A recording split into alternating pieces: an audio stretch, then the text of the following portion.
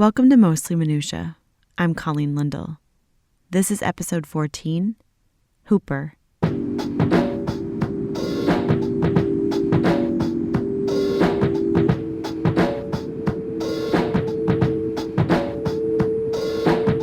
Well, guys, this is the last episode of 2015. It's been a really great first 5 months of the show. And even in saying that, I can't believe where I was and now where I currently am. It's amazing to conceive of something and then be able to bring it into existence. And I'm so grateful to all of you who have listened and even sent me notes. Your thoughts have been so encouraging to me. The show will be back mid-January of 2016, and I'm very excited because there are some great stories that are in the docket. But to wrap up this season, I thought it appropriate to end on a high note. One of joy, in fact, because 'tis the season, and Morgan Jenkins is the physical representation of joy. Morgan is a professional hula hooper, but hooping for Morgan is recent. She spent the past 12 years working as a camera assistant on hit TV shows like Key and Peele and Teachers. She's currently on Crazy Ex-Girlfriend. And it wasn't until 2012 that Morgan discovered hooping as her passion. In just 3 years, Morgan has started her own professional hula hoop troupe, Hooptown Hotties, and she's also been invited to teach what's known as hoopography at different hoop camps and retreats, one being in Bali. This is my conversation with Morgan Jenkins on how hula hooping changed her life. When you first started getting interested in hula hooping, was that in Los Angeles? Yes, it was. It was in 2012, I think. Yeah, 2012. Have you ever heard of Booty LA? Yes. So for anyone who doesn't know what Booty LA is, it sounds a lot raunchier than it is. It's at the Echoplex. It's a bi-monthly dance party. I would call it a very hipster dance party. And they have a stage there. And years ago, my girlfriends and I participated in a flash mob, and that night we went to Booty LA. So we jumped on stage and we did part of our dance. And as we were exiting stage, this woman stopped me and she's like, "Hey, do you want to join our dance team? It's called Raid. And we dance here all the time." And I was like, "Yes, of course. This sounds so fun." So I joined that and did a few choreographed fun performances with them. And this one day I'm at rehearsal and I see this girl. This like beautiful, like blonde girl with a flower in her hair and this like summertime dress on, and she has a hula hoop. And I'm like, "Who is this girl?" And she had just moved to LA from Memphis. And that weekend we were at Booty LA and she brought her hoop, only she turned it on. It was an LED hoop. I had never seen anything like that. And I watched this girl on stage with my jaw just completely dropped. And I watched her do this move that I now know is called a vortex. And I thought, that is the coolest thing I have ever seen. And I chased her outside of the parking lot. I was like, "You have to show me how to do that right now." And so she had extra hoops in her car. And she taught me how to waist hoop right then and there. And it was an addiction. So we swapped numbers. And I think like the next weekend, I was down in Venice Beach with her, like street performing. Of course, she was performing. I was just learning how to do it. But her name was Ellen. And she's what I call my hoop mama. Everyone who hoops has a hoop mama. I'm your hoop mama now. Yeah, I just taught you how to hoop in your backyard. Yeah. So, And anyways, and from you then taught on me out, waist hooping, right? I taught you waist hooping. Okay. Yeah.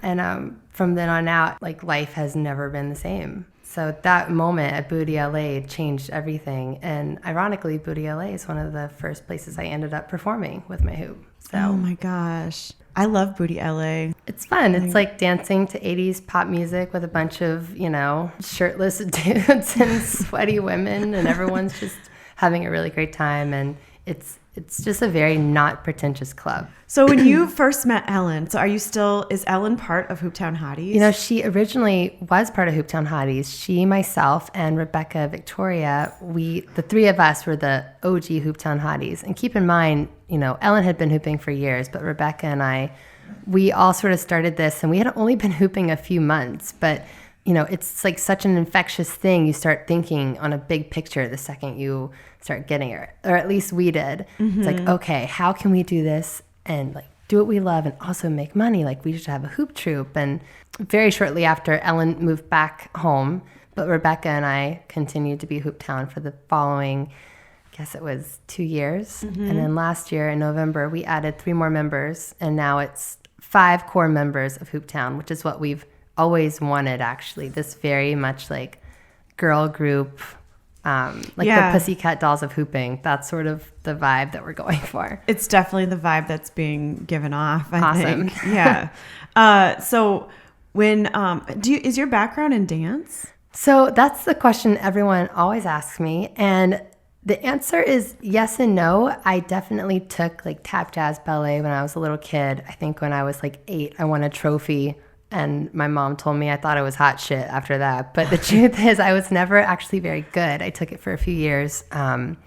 I always felt very tall and awkward and like gangly, and I could never do the splits, and I felt like everyone else was stretchier than me and more graceful than me. So by the time I got to point in ballet, I ended up quitting. I was like, why would I ever need this? I'm not good at this.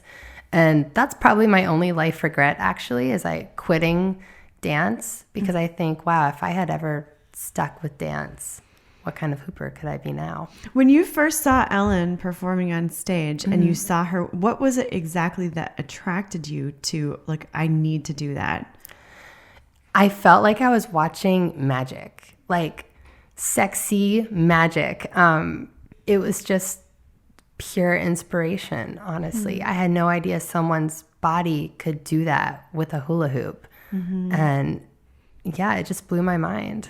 I thought it was so pretty. It was beautiful, but also like very strong and like poppy, and just everything I felt like I wanted to be as a dancer. Can you talk about the hoops a bit? Yeah. Because you said she was using an LED. She was using an LED hoop. And when you see this like gorgeous girl like spinning with trails of lights around her, it's really powerful. And now the LED hoop technology has gotten even more advanced over the past few years. Hooping itself has, was made popular years and years and years ago. Actually, the string cheese incident, it was at their shows where hooping started to become popular. They would throw hoops out to the crowd, and the crowd would start hooping. And a few people took them and started learning more advanced hoop tricks and started dancing with them and traveling the world performing. And that's sort of how the hoop movement started.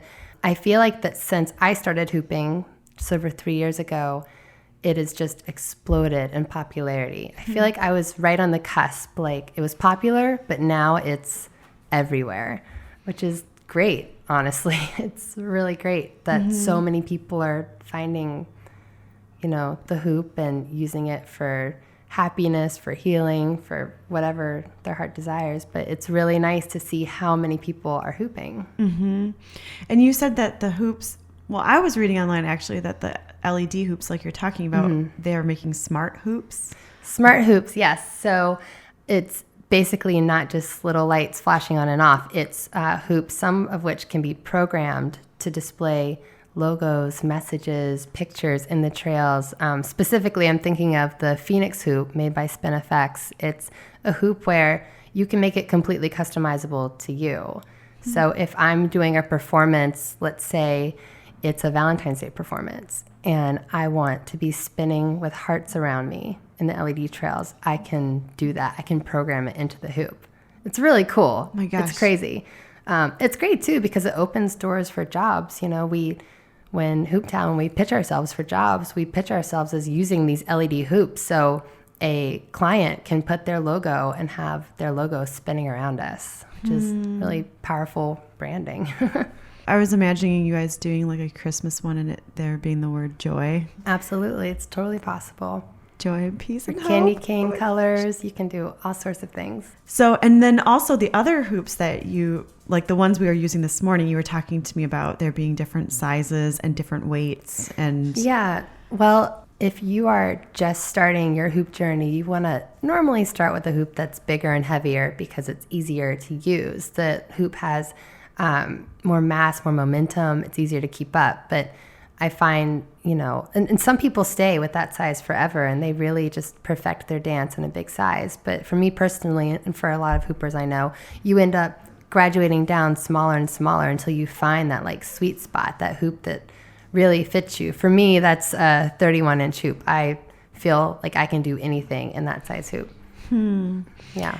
And then you were talking about the sweet spot too, like where you feel most comfortable with the hoop. Well, you mentioned how when I met you, I said, hooping changed my life. And it has on so many levels. What's crazy is the more hoopers I meet and the more I get into this community in this world, I realize that like it's changed everyone's lives, always for the better. I've been so lucky to be able to meet so many hoopers from all over the world, and everyone sort of has the same story. Either they started to lose weight, or they started because they wanted a fun hobby, or maybe they don't know why they started, but they know why they kept going, and that's because the hoop has this really magical healing power to it. For me, when I started hooping when I was at Booty LA, I was going through a really rough time in my life because I had gone through a really, really devastating breakup. And, I think for a long time after that relationship, I really hated myself because I thought that most of the reason for the breakup was my fault. And I was feeling this incredible guilt and this just like self-loathing, and for me, once I started hooping, I realized I was actually good at it and I loved it. It was like the first thing that I liked about myself again. And it's crazy because now I see such a better version of myself as a hooper. And, people say you shouldn't always identify with something. And it's hard, though, not to identify myself as a hooper because it is definitely what makes me the happiest. And I think I told you when I taught you how to hoop this morning, I said, remember this day. This is going to be the day that you started hooping. And that's how my life is. I remember that day I started hooping. And before that, every story is before I was hooping, before I was hooping, before I was hooping. And now I feel like I'm actually just me. Yeah. So you're saying that in your statements. You're saying, well, before I was hooping, you notice that you say that. Yeah. In how you tell stories and. Wow. So that's a really pivotal point in your life. It's very pivotal for me. And I love how pivotal it seems to be for everyone. I meet these hoopers. I'm thinking of a few in particular who were battling with suicide and seeing how like the hoop changed their life, how it brought them out of it. It's more than fun. It's not just having fun with a plastic toy. It's like a circle. It's this circle that completely like engulfs you when you're in it. You can get lost in it. You can push yourself to be better. You can be in a trance when you're hooping. That's the best way I can describe it. A trance. And when you come out of it, you just feel so accomplished. Even on my worst hooping days where I feel like I can't get the tricks or, nothing's working, I still feel the happiest in the hoop. Do you feel like, because you just mentioned about identifying, you didn't want to say like, identify too much with it because people say, oh, that's bad. But do you think it's more of an extension of like living out of your truest self in a sense? Yeah, I do. I feel like that in a way it's this weird tool that's let me be able to express, I feel like, who I really am. When I met you, I was a camera assistant. I still am. I went to school for cinematography. I was in the union by the time I was 21. I'm 32 now. I have just worked so hard to do all this camera stuff without ever looking around to see if it's actually what I want to do. And my job, I do like my job, but it's not a very creative job. And I feel like I'm a very creative person. And the hoop has not only let me express myself creatively through dance, but also it has finally I'm getting to use my filmmaking skills in a way where I get to be creative. Now, when I listen to a song, I don't think about what music video I would shoot to that song, which is what I did in college, going to school for cinematography. Now I think, what dance would I do to this song, and how would I shoot it and make this epic hoop video that people will see and love, and they'll see hooping and they'll see how amazing and magical it is, and then they're going to want to hoop, and then they're going to get healed and they're going to be happy. Can you describe what a camera assistant does? Yes. Specifically, what my job is? There's different kinds of camera assistants. There's like a first assistant, and what your job is. So I work on film sets, mostly television shows. And, when you're watching behind the scenes and you see the person with the black and white clapboard and they're saying marker and slapping the board, that's my real life job. It's called a second assistant camera. And I'm responsible for a lot of things with the camera department on set. And it's a really rewarding job to get to be on these awesome, epic productions. But like I said, it's not creative. A day in the life is, waking up at 5, being at work by 6:15, working till, if you're lucky, 7:30 at night. Most likely it's longer. And while at work, just always being very focused on being on set, marking the actors, changing lenses, assisting a few different people. So it's definitely not a job where I get to create, but I'm helping someone else create something. And I do like my job, but I feel like I need more. Mm-hmm. And you've been bringing hoops with you to work, and you've created kind of a hoop culture. Yeah. After that time I met Ellen, I was actually working on a TV show for Cartoon Network called Incredible Crew. And I brought a hoop to work one day. I'm like, I'm just going to start doing this at lunch to see if I can get really good. And that has not stopped since then. Pretty much every show I go on, I like that girl hooping at lunch. What's funny is some people have told me, yeah, when we first met you, we thought, oh, you just wanted attention. You're just bringing this hoop to get attention. But then we realized that it's more than that. Like, this is your life. Like, this is what your focus is. And your job is just how you make money. I was like, I guess that's true. And when did you start to have it in your mind to form Hooptown Hotties? Let's see. I feel like that the idea formulated when I first met Ellen. That was in July. And then I broke my elbow in August and was sort of out of commission for a while. And when I came back into being healed and being able to hoop, that was around late September. It was probably right around then. I'm like, I think it's time to start a hoop troupe, barely knowing many tricks at all, or really not having found my flow. We call it the flow arts, and not really finding my own flow yet. But I was like, this is going to be great. And Rebecca came up with the name, and we started pitching we did a photo shoot. We started pitching ourselves to all these entertainment companies. And our first job was actually at Surrender nightclub in Las Vegas. We were so out of our element, but we basically got what was, one of the top jobs we could have gotten. And I remember being there being like, this is amazing.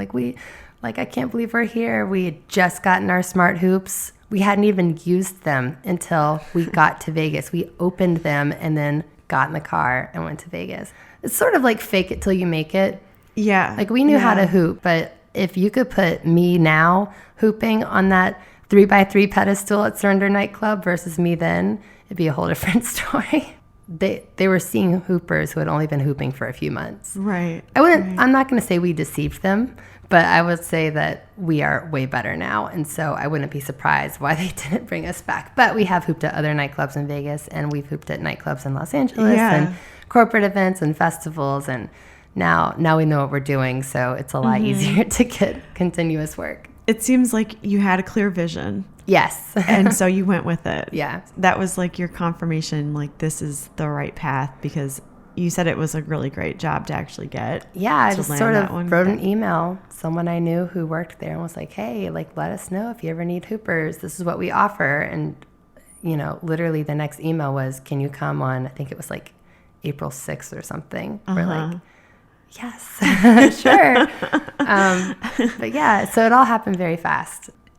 Did you start booking gigs right after that? Did you keep going with it? Or yeah, were you okay? We kept going, but we all have day jobs. And really right after that, that's when Ellen moved. And Rebecca and I decided we got to keep this going, of course, but we both have day jobs. So it was, something we sort of did on the side. But I know in the back of our minds, we've always wanted it to be bigger. Mm-hmm. Honestly, it's about making the time. it's hard to work 14 hours a day and then start writing emails to prospect for gigs and practice and, think about things like building a website, scheduling a photo shoot, making a video. Mm-hmm. But somehow we do it and we don't sleep very much. Now, I'm definitely working 2 full-time jobs. I'm on set, but also I'm, sending emails or even just like perusing the internet, like looking at all the latest hoop videos. That's really inspiring. So I get to work early actually so I can hoop. On the current show I'm on, we have a rehearsal space. It's a musical show called Crazy Ex-Girlfriend. So I get there early as often as I can to use the space and hoop. I hoop at lunch. Sometimes I stay after and I hoop. And then, I go home and I get on my computer and I do Hooptown stuff. And now people at work are hooping with you. Yes.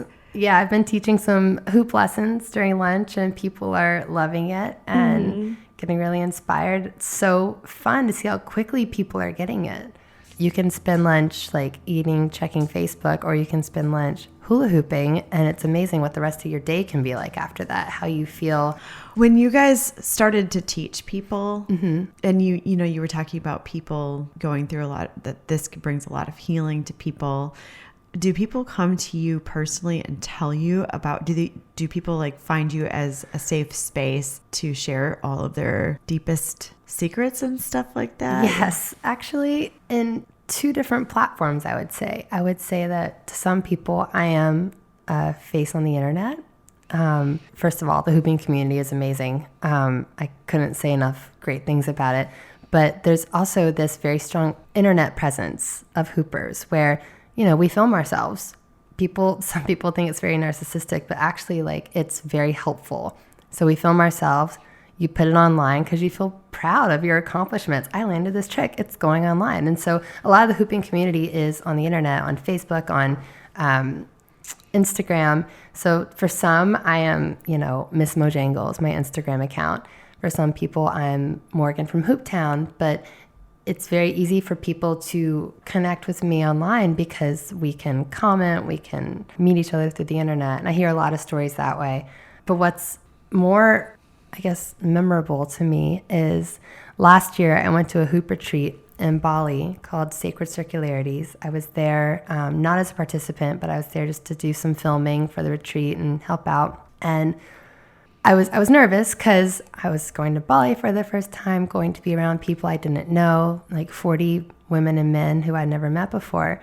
But I felt like after the first day there, I knew everyone just as well as I know my best friends. And I kept wondering why this was, because it's this very strong sense of home around these people who I don't know. And I think part of it, we all had no cell phone service, so everyone's eating together, connecting, looking each other in the eye, talking. But another thing is you have this thing in common, this circle that has made you better and has made you the best version of yourself. And so I think there's a confidence too when you meet people and like, I am my best self right now and I feel like myself. And I know the person I'm talking to, whether, who has probably had a very different journey to be where they are, we're all here for the same reason, and that is a plastic circle. But it's so much more than that. And so, it's very easy to look someone in the eye and just instantly open up about your journey, what got you there, the hard times. It's easier to do that with other hoopers, I think, than it is to some of my friends and even my family. Have you ever had anybody that you've been teaching like full on start crying? That's a great question. I've seen breakthroughs on tricks where they start to get something. I don't think I've seen someone start crying from, hooping with me, but I have been in, rooms with people, all hoopers, when we're sharing our stories and just the tears are flowing. Yeah, it's I don't want to talk too personally about some other people's stories, but hearing what some people have gone through and what the circle means to them, you just realize how powerful it is. For me, it was definitely powerful. Like I said, it changed my life. I found happiness again. And one thing you said earlier, you said that maybe it was when we were talking outside, you were saying that you think hooping tells a story. Yeah, so because I have a background in film, it's really fun for me to imagine these hoop videos that incorporate hoop dance with a little bit of storytelling. And there's two in particular I'm thinking of right now. One I did just a few months ago. It's called Flowmance. I did it with a hooper named Lee Jeffries, who is from Alabama. And he is a man hooper, or a mooper, as I call him sometimes. But he's an incredible hooper. And when we met each other, we knew that we had this mutual appreciation for each other's flow, and we wanted to collaborate. And so instead of just doing a choreographed dance, we decided, what if our dance could tell a story? And something that all hoopers seem to experience is this moment when they're with their actual partners in a relationship where the partner doesn't understand the hoop, can sometimes be jealous of the hoop. And we wanted to tell that story. So Flowmance is actually about a hooper and her partner not understanding the hoop, being very jealous and very dismissive of her until he starts to hoop himself. And then they have this beautiful dance together. So that's one story. And then a very interesting story that I also hear a lot of in the hooping community is when people will post their videos online, sometimes they get very, very negative comments. Things like, you're ugly, you suck, you look slutty, like you can imagine just a range of comments. In Hooptown, we wanted to address this, and we've done this two ways. One is we started a little campaign called the You Can Hoop With Us campaign.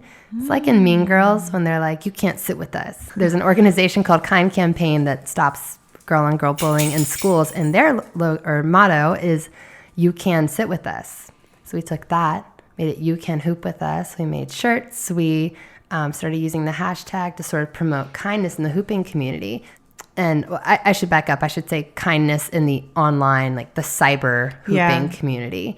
But on that same note, we decided to make our next big choreography video sort of about that. And the video it's us in the desert, and we are, struggling to survive. And just when we think all hope is lost, we find this hoop, this LED hoop. It's a portal. And when we're going into the portal, there's all these words that flash on the screen, like, you're terrible, you're not real hoopers.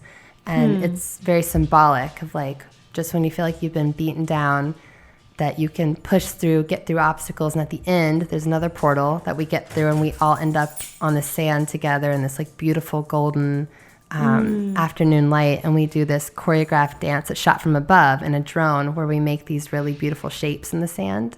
That video was really, really fun. It's long. It's about 8 minutes long. But the story, I think everyone in the hooping community can relate to. So we hope that people watch it and feel inspired by it. Is it just you choreographing, or is it you and is it the whole team? It's the whole team. Everyone pulls their weight in different ways. Our main challenge is that 2 of our members don't live in Los Angeles currently.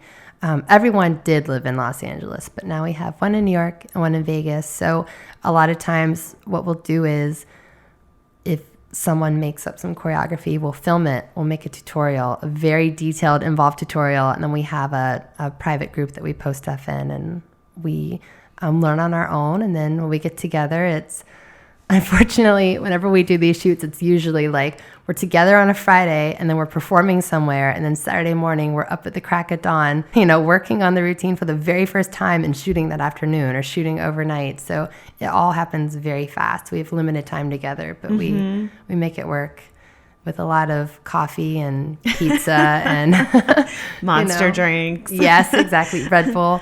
But so I was doing a little bit of research on hoops before you came over. Yeah. And they were saying online that hula hooping, was existing with the natives. Yeah. They were using them to tell stories. Yeah. And the Native American hoop dance is so cool. If you've never checked it out, you should Google it. It's very different. They use many, many hoops at a time, and they use them to create these beautiful shapes. So they'll transform themselves into, like, a bird, for example. And there's a lot of inspiration that comes from it with circus-style hooping, and, with our hooping, too, when you're using multiple hoops, a lot of the shapes we try to form, making orbs or globes or wings, it's very much inspired by that. What's your favorite move? That changes all the time, but I would say the crowd pleaser actually starts with a trick that most people can do, whether they know it or not, and that is something called walk the dog, where you probably did it as a kid. You take the hoop and you toss it out in front of you and you backspin it and it comes back to you. Only I use that as a transition, so when it comes back to me, I will stick my leg in and suddenly, boom, I've kicked it up magically around my body and it's in my hand. So a lot of people, I think, love that trick because they can relate to it a little bit. They're like, oh, I know how to do that part. And then they see it just whip up my body and they're like, how did that get there? So that's the crowd pleaser. I really enjoy doing that because it's fun to do something that people like, you know? And you were talking about the vortex before. Oh, the vortex. Yeah, that was what I saw Ellen do, where I was like, what is this? Yeah. What is this magic? And you know how to do the vortex now? Yeah, definitely. It took me a long time to learn it. When I first started, I was like, I have to get this. It's not making sense. But now that I know it, I teach it often. And it's now I'm finding people get it very easily. And I'm hoping it means it's because I'm teaching it well. But also, it's just there's so many talented people out there who I love watching it when people surprise themselves. How good they are to move that they thought looked impossible, and then they do it. Well, I think you are a good teacher because you got me hooping this morning, and I've never ever been able to keep a hula hoop up ever. You got it like the second time you tried. You were saying things though that helped me to feel my body, to get the points in my body, and points. Yeah, the PowerPoints. Yeah. Makes sense. There's definitely a hoop vocabulary, certain ways to describe hand grips or, ways to move your body that help in the learning process. What are some of the other names of tricks and like the terminology? Okay. Some tricks. Let's see. There's the wedgie, which is sexier than it sounds. There's wedgie. There's the double wedgie. There's escalators, coin flips, chest rolls, back rolls, knee breaks in general, waist hooping, chest hooping, angled hooping, palm spins, vortex, one-handed vortex. So like when you're talking with another hooper, you're like, yeah, I got it. I'll be like, oh, can you teach me that wedge-escalator combo? And they're like, oh, yeah, I got that. You just, you do a little knee break here and then you push here and a little fold here. And I'm like, oh, yeah, makes sense. It's so cool. It's like another language. Yeah, you learn it is. Another language. It's fun. And the best part is it's constantly changing because people are making up new stuff all the time and sharing it, which is amazing. I mean, you think about it, people sometimes by nature are very competitive. And I'm not saying that it's not a competitive field, but people are very willing to share, which is amazing. I mean, you've got world-renowned hoopers, they come through LA. What do? They teach a workshop. They're sharing their tricks. I think that everyone wants everyone to get the tricks, to better their hoop dance. And you said it's everywhere now. It's everywhere. Everywhere. What do you mean by that? Like all throughout the United States or all throughout Europe or? Oh, all throughout the world. Like when I was in Bali, I felt like I think I was only one of 3 Americans. I mean, it's everywhere. There were people there from India, from South Africa, from Malaysia, from Japan, Australia, Canada, Germany, UK, all over. It's really cool. What does your family think about your hooping? I mean, I think they think it's awesome. I think at first they didn't know what to make of it exactly because I went from basically working in the movie business, which seems very glamorous, to, hula hooping in basically a bikini at a nightclub in Vegas, calling myself a Hooptown hottie. I think that's an interesting thing to try to explain to your mom. Mom, like Hooptown hotties on Facebook, but no, they're super supportive. They actually, my parents bought me my first LED hoop for Christmas. Oh. Yeah. What's your favorite thing to do right now with the hoops? To be honest, I think to perform with an LED hoop is amazing. But if it's just me practicing, I'm almost never practicing with one because honestly, the weight, LED hoops are heavier and I like a really, really light hoop. So I find that often I'm practicing with non-LEDs, but there's really no comparison. When you're performing with an LED, it's just such a amazing tool. It's mind-blowing. And, because people at first are looking at the lights. They're like, oh my gosh, what is this crazy hoop? But then they start looking past the lights at the hooper. And it's this really awesome marriage between moves and lights. And I was actually just performing at a party a few weekends ago, and because of some sort of regulations, I had to have the music very low so I could hear what people were saying about me when I was performing. And it was such a neat experience. They were saying things like, oh my gosh, is she changing the lights while she's hooping? Whoa, I've never seen that before. Oh my gosh, that's so cool. Whoa, I want to marry this girl. Just the most fun stuff. And it was really unique to be able to dance and then hear what they're saying and then adjust my moves accordingly. If I was doing something like a wedgie, they were like, whoa, I'd do it for a little bit longer, give them a little bit more. Were you guys performing at EDC this last year? So we were not officially performing. What we did is we decided to basically host the first ever EDC hooping flash mob. We're attending EDC, but maybe I should back up and say that in 2013, after I'd been hooping for a little bit, I took my hoop to EDC. And maybe we should say what EDC is. Yeah. EDC is Electric Daisy Carnival. It's this amazing festival where people get together, all shapes and sizes, all different backgrounds, and they're there for the music and for each other. There's so much love and, I hate to say this hippie term, but good vibes. It's just such good vibes. Mm-hmm. So I brought my hoop to EDC. I started hooping and people, they loved it. And the response I was getting was really encouraging. And the first year I was there, I brought my smart hoop and there were no other smart hoops. That was in 2013. And this year, 2015, you can't look anywhere without seeing so many smart hoops in your site. It's definitely an explosive thing in the rave community. But so this year we decided, how can we get hoopers at EDC together? So Hooptown hosted the first ever EDC flash mob where we announced we would have a flash mob, had people sign up to an email list, and then we sent them choreography and then meeting time. And then amazingly enough, there we are at EDC, and here come hoopers from all over the world to meet us. And they know the dance, and we perform it just out in the middle.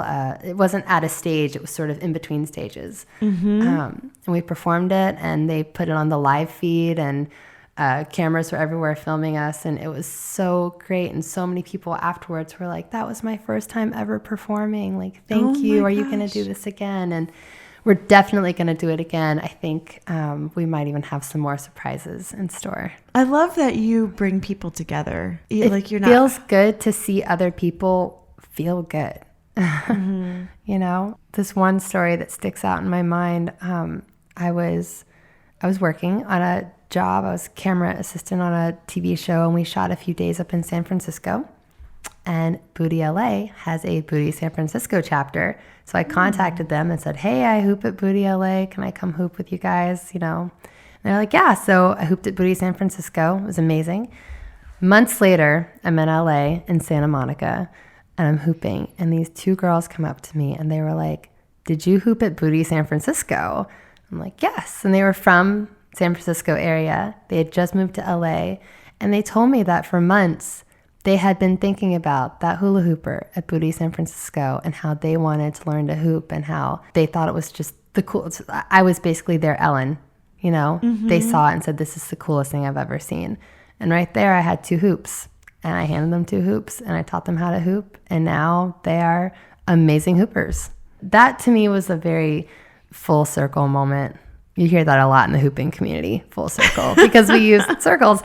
So do you offer classes where people come, or is it one-on-one? At the moment, I've had a few one-off workshops. At the moment, I do more private lessons. Mm-hmm. I would love to offer a, weekly or biweekly class, but it's hard because you get on a very different level very fast. So let's say that one week I taught all beginners, the next week they wouldn't be beginners. They would have already done some beginner stuff and want to move on. But if there's 2 beginners in the class, then it's hard to cater to multiple levels. So you have to really specify workshops. This is beginner. This is intermediate. And honestly, I've just had a hard time making time to do all the classes here with my full-time job and everything else I'm trying to do. But it's on the list. I see a future next year. Yeah, tell me about, so you're going to Manchester. Yeah. Which that's a new development, right? And that's to teach. I really admire this one hooper named Gail O'Brien. I think when I saw her video years ago, or one of her videos years ago, that's the first time I understood like what flow was. I was like, this woman, she's got it. And I've met her since then. She's still just an amazing hooper, but she runs this event called Manchester Hoop Congress.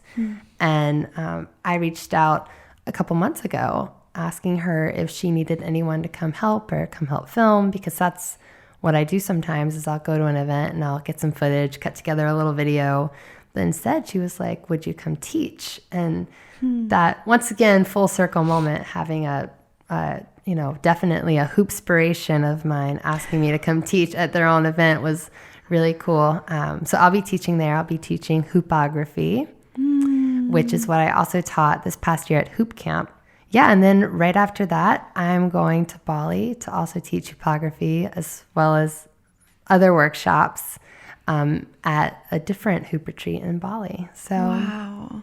Yeah. Oh, man. I love that you call it hoopography. Yeah, I was like, this is a catchy word. And actually, what's funny is, so every year there is Hoop Camp. It happens in Santa Cruz. And for me, when I first started hooping and I was scouring the internet for inspirational hoop videos, I would come across these videos of these major, like very worldwide, well-known hoopers performing at Hoop Camp. And I'd watch these performances and like, oh my gosh, they must have been so nervous. Wow, I can't believe like hooping on that stage must be so scary.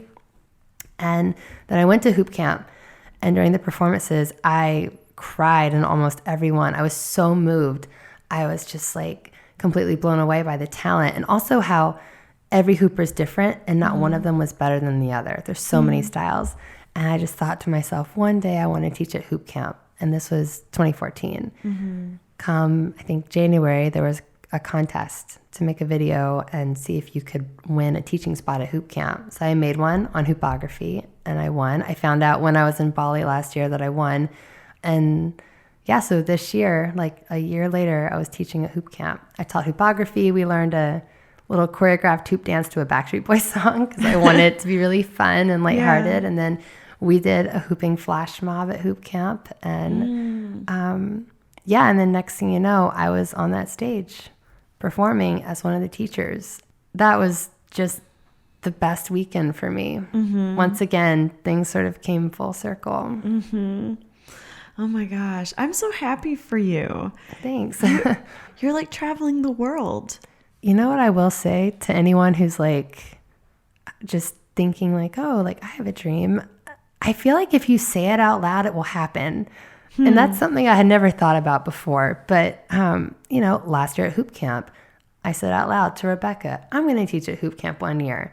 Boom. Next year it happened. This past year in Bali, I was like, I think I'd like to travel the world and teach hooping. And now I'm going to 2 places in the world a year later to teach hooping. And I do think that there's a lot of power in our words, and sometimes you just have to say it. So I'll say right now, if anyone in Dubai wants me to come hoop in Dubai, I really want to see Dubai. I'm like picturing one of your videos being made there already. Oh, man, that would be awesome. It would be like Aladdin. Yes. It's so pretty. Yes. Which, by the way, I love your videos. Thank you. Yeah, the cinematography. But you have a Steadicam operator that's working with you, right? Exactly. So, I majored in cinematography, but I, haven't shot a Hooptown video in a while. I met this guy actually at EDC whose name is Gabriel Mann, and he is just so talented. He's got a great eye. So we started working with him, and he's been shooting most of our hoop videos since then. We've worked with other people too. We have actually a new video coming out. I don't know if it'll be out this year. It might be early next year, but we worked with a company called Drone Dudes out of Los Angeles, and they're also so talented. I mean, it's great living in LA. There's a lot of opportunity and a lot of talent. Somebody commented on one of our videos once. They're like, "Whoa, Hooptown hotties, one of them must be loaded."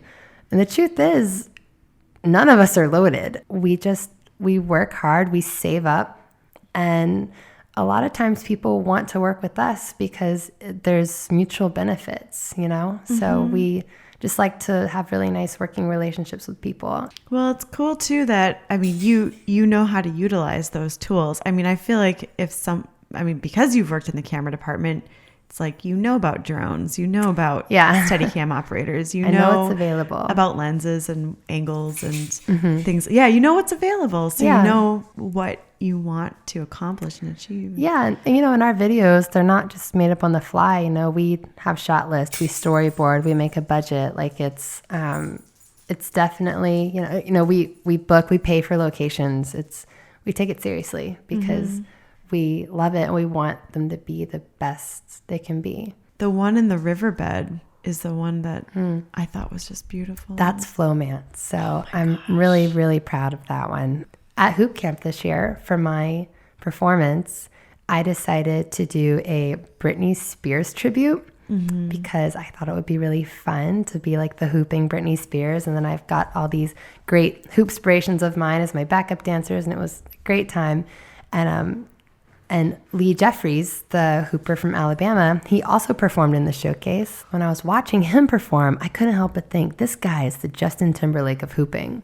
I was like, wait, he's the Justin Timberlake. And if I'm trying to be the Britney Spears right now, we should collaborate. And so for a Renegade show at Hoop Camp, we did a collaboration to Cry Me a River, and it got such a good response. And we came up with a choreography in 45 minutes before the show started and threw on costumes, got on stage, and it wasn't perfect, but it didn't need to be. It was just fun. And we got such a great response that he actually came back to LA and we started working on the choreography for real. And within 2 weeks, we had shot and finished that video. That's the video that tells the story about the jealousy with a partner. And I'm so proud of that video. We worked so hard. I know I barely slept that week because I was at work 14 hours a day. Yeah. And then also rehearsing with him afterwards, sometimes before work. I took him to work with me one day so we could rehearse. And what's interesting about this one is that we knew that we had something golden. It occurred to us, we're like, you know what?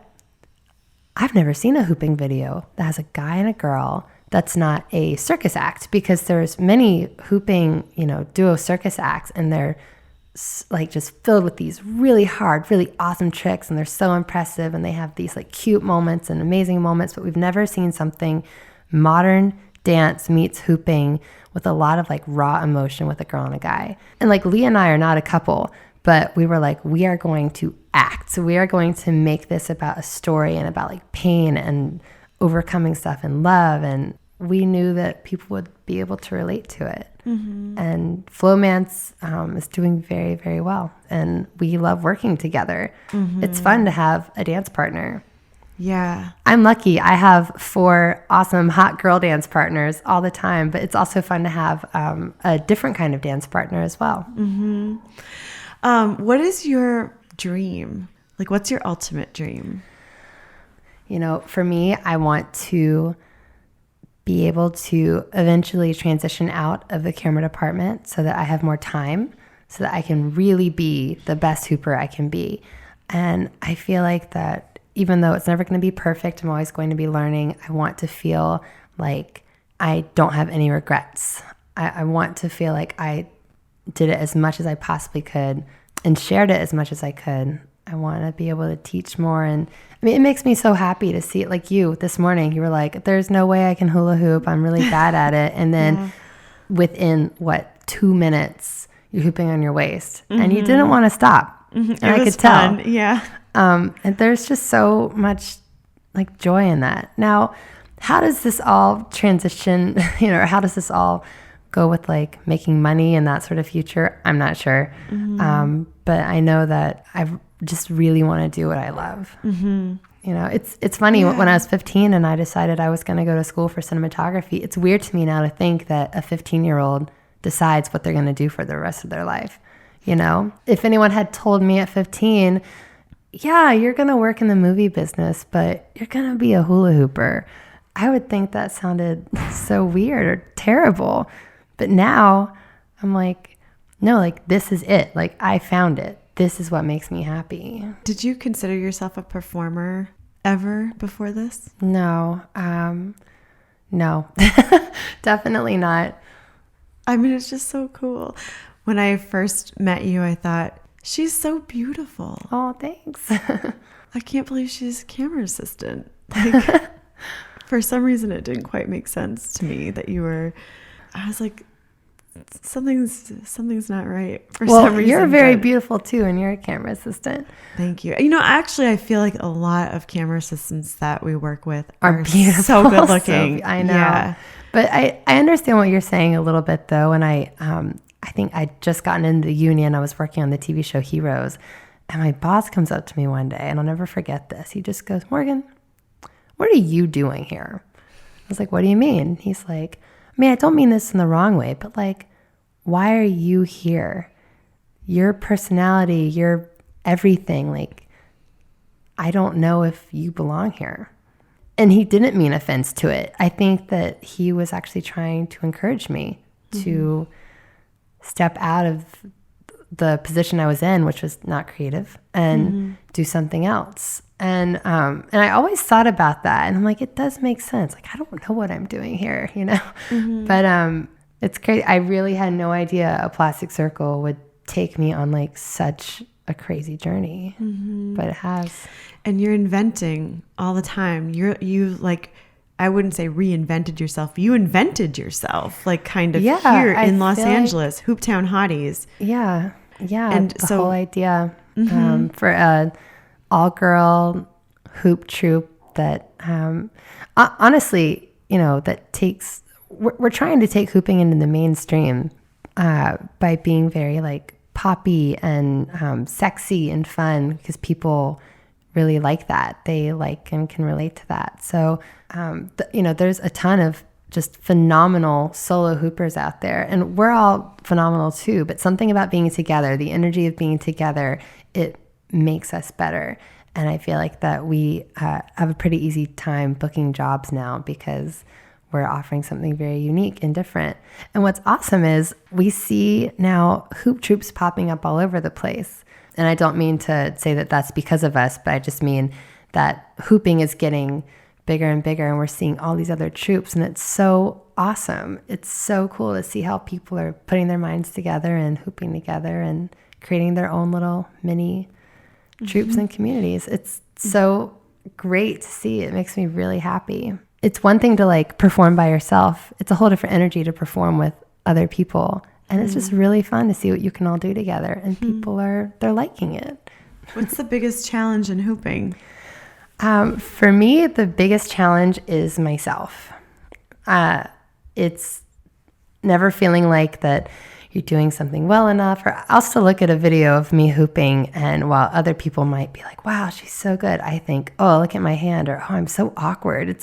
It's hard for me to not say negative things about myself. And what I was touching on earlier with the whole You Can Hoop With Us campaign and the cyberbullying, and, you know, I've never had a comment that's as mean to me as some things I've said to myself when I see myself hooping, and which is crazy because it really does make me so happy. And so the biggest challenge in hooping is getting over myself, you know, and being like, no, like, this is what makes you happy. You love this. You do not look awkward. You look amazing. And just being okay with telling yourself that, like, no, you're fine. Stop criticizing. So that's the biggest challenge, is just getting past yourself and your own ideas of what looks good or what you should be doing, and just feeling it. And, you know, I'm getting older. I'm 32. Most people don't know that. Most people think I'm way younger, like 24, 25. I'm 32. And one day I really want to get married, to have a family. And so that's another reason why I'm looking to transition out of camera and just really go for this full speed ahead. I don't want to ever look back and say, I was almost like this international worldwide hoop dancer, but I had to make money. And then I did this job that I was kind of okay with. I'm like, no, I need to just do it. My confidence and my life right now is like at an all-time high. I'm super happy. I feel like that if there's something I want, I can get it. I can do it. If you're interested in seeing Morgan and the Hooptown Hotties performing, you can check out their website, hooptownhotties.com, or you can go to their YouTube channel, Hooptown Hotties, where you can see Morgan dance with performance artist and hooper, or as Morgan says, mooper, Lee Jeffries, in their video, Flowmance. There, you can see them do such moves as the one-handed vortex, the horizontal cat-eye, and you can view tutorials if you want to learn how to hoop. You can also follow Morgan on Instagram at Miss Mojangles, MISSMOJANGLES. And you can follow Lee Jeffries at Photograph Lee. And if you're interested in the Hoop Dream Retreat in Bali, where Morgan will be teaching in March, you can sign up at thehulahoopinstitute.com/thehoopdreamretreat. Featured music today by Max Justice. You can find more of Max's music on iTunes at Max Justice, JUSTUS. And as always, you can find more photos of Morgan and all of these links on my site, ColleenLindell.com. I hope you have a magical holiday season. Whether you're in a tropical climate drinking coconut water, or the freezing tundra digging your car out of snow and chipping ice off the windshield, I hope you can find time to watch Nightmare Before Christmas and the new Star Wars movie, The Force Awakens. And I hope somewhere in there you can find rest and know new beginnings are on their way. Happiest of a new year to you. See you in 2016. This episode was recorded on location in my dining room in Glendale, California.